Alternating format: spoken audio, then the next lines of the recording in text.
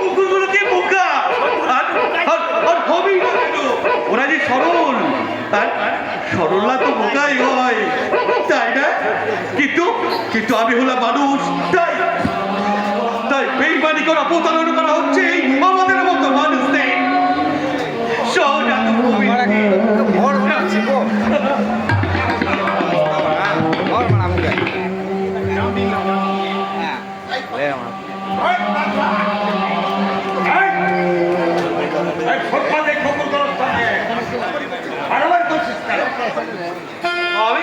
আমি তো মারামারি করিনি, আমি তো খাবারগুলোকে ছিনিয়ে দিয়েছি।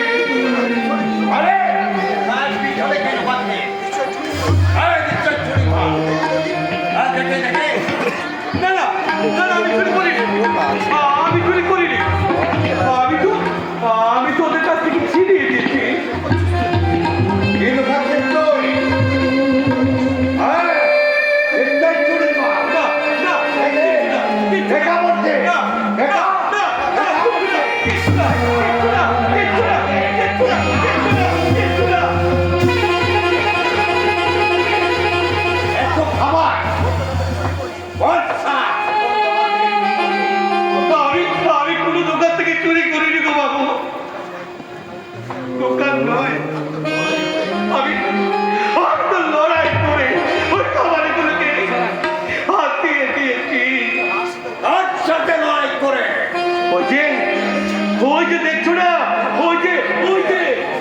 রাস্তার ধারে ডাস্টবিনে কুকুরগুলো ওদের সাথে লড়াই করে।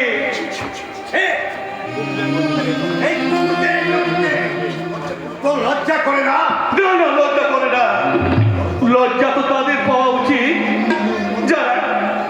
যারা আমাদের মতো অভুক্ত মানুষদের খাবার না দিয়ে ওই ডাস্টবিনে ফেলে দেয়।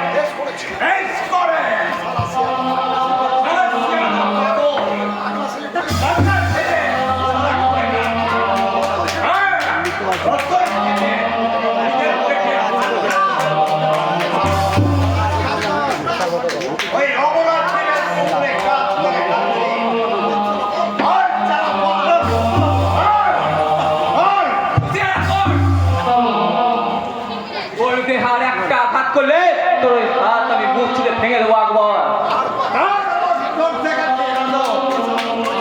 ও সারা কি করেছে জানি রে, জানি। খিদের জ্বালা সহ্য করতে না পেরে ও যে কুকুরের এঁটো খাবার ছিনিয়ে এনেছে রে। ওই মানুষ কতটা অসহায় হলে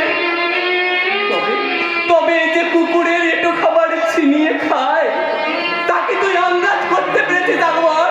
বল।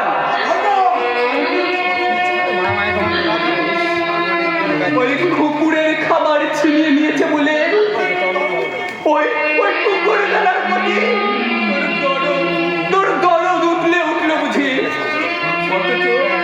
অথচ এই মানুষটার মুখের খাবার করে নিতে তোর বিবেকে একটু বাঁচলো না? বল, বিবেকে বাঁচবে কেমন করে গে বাবু?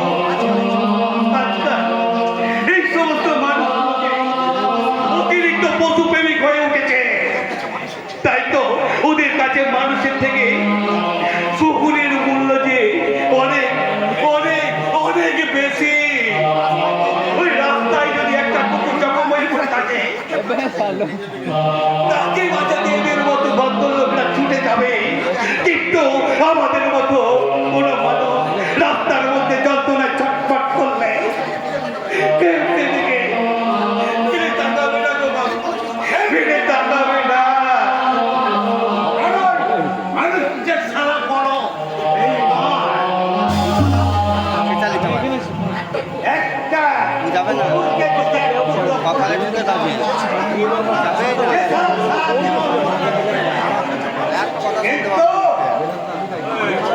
আমার